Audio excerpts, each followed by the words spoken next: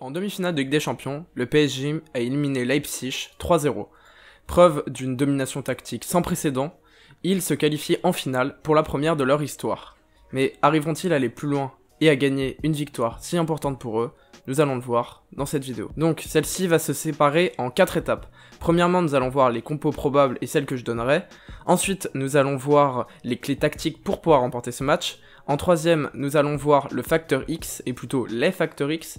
Et en quatrième, nous allons voir mes pronos. Donc concernant la composition que j'aimerais voir alignée, elle est assez semblable de celui qui était aligné par Tourelle. Donc un 4-3-3 à pointe basse, avec Marquinhos en milieu défensif, avec Herrera et Verratti, car effectivement je mets Verratti. Oui, il est blessé, mais s'il rentre, il va être ultra important, et de toute façon on peut pas s'en priver. Donc il a une blessure musculaire qui fait qu'il va faire beaucoup d'appui sur son genou, et ça risque d'être assez gênant pour lui, donc il risque de se reblesser, mais il faut prendre le risque, on est en finale, et c'est comme ça. Donc sinon il y a Paredes qui est très bon, mais le seul truc c'est qu'il manque un peu d'intensité, et il court assez peu, mais il est très technique, donc il pourrait nous faire du bien. Donc la défense, j'aligne exactement la même défense, donc Marquinhos, j'aligne exactement la même défense, donc Juan Bernat, Kimpembe, Thiago Silva et Kehrer, qui est un peu décevant, mais il va apporter défensivement, et ça ne fera pas de mal face au Bayern, qui attaque beaucoup.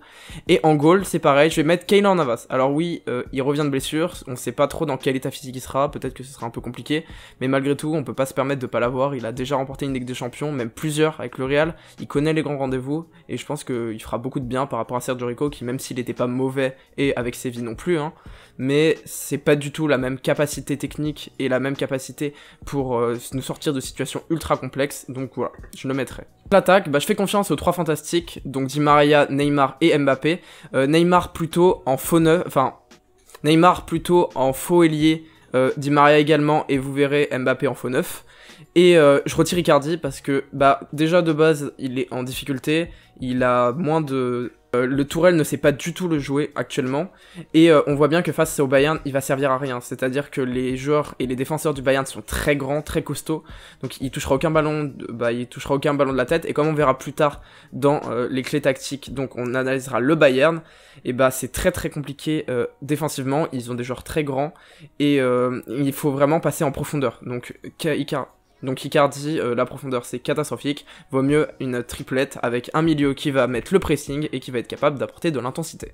Donc maintenant qu'on a vu la composition, on va passer aux clés tactiques. Donc premièrement, on va analyser le Bayern rapidement, et ensuite on va voir, j'ai fait 2 schémas possibles, donc un schéma en attaque où on verra comment ils pourraient jouer en attaque, et en défense comment ils vont pouvoir se repositionner. Donc le Bayern, ça c'est simple, c'est des ogres, donc ils ont marqué 3 buts sur quasiment tous leurs derniers matchs, ils ont un Gnabry qui est incroyable, qui est capable de dribbler et de nous changer la rencontre en une seule fois, ils ont Lewandowski qui est cette année le dieu de la Ligue des Champions, 19 buts en, je crois, 2 fois moins de matchs. Il est meilleur buteur de très loin, il aurait pu largement être premier pour le Ballon d'Or, et il est incroyable. Donc c'est le Polonais fou, Gnabry et Perisic à gauche, parce que lui non plus n'est pas mauvais, hein, il a été prêté par l'Inter Milan, et franchement, il est très très bon. Il y a Coutinho aussi. Et donc, Perisic, Lewandowski, Gnabry, c'est très violent. Pareil, au milieu, ils ont Goretzka qui est devenu énorme. Je pense qu'il a fait beaucoup de muscu pendant les vacances, parce que il était tout frêle, et maintenant c'est une machine. Il est costaud, il est très très bon à la relance, il est plutôt technique, bon un peu moins, hein, c'est plutôt Thiago Alcantara d'habitude qui est un peu ce génie. Et sinon là, je vais me baser sur la compo qui est prévue, et en tout cas qui a fuité par l'équipe.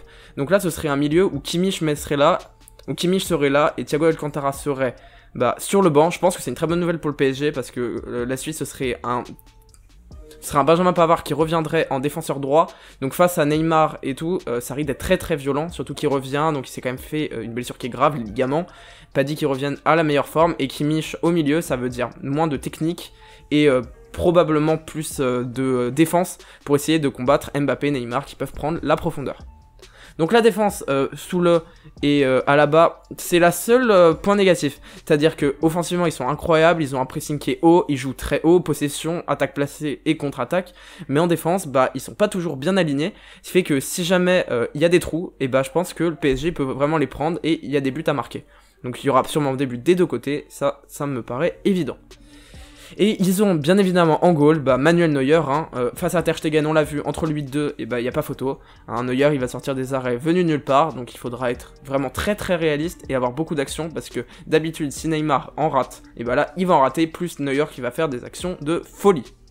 J'ai mis 2 compos. Donc la première, c'est la compo défensive.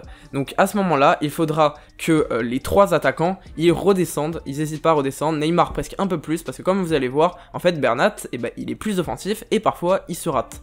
Donc à ce moment-là, j'ai mis Kimpembe qui devra bien compenser, et Marquinhos qui redescendra presque en défenseur, hein, ça fait presque un 5-3-2. Et à ce moment-là, il va falloir que Marquinhos vienne compenser. Pareil pour Kimpembe qui repasse dans la gauche. Donc Thiago Silva, il est impérial, je lui fais vraiment confiance, capitaine. Herrera, au pressing, il va falloir aller très très fortement avec Di Maria et Mbappé. Et à droite, Kerrer, je lui fais plutôt confiance. Offensivement, je lui fais pas du tout confiance, mais défensivement, clairement.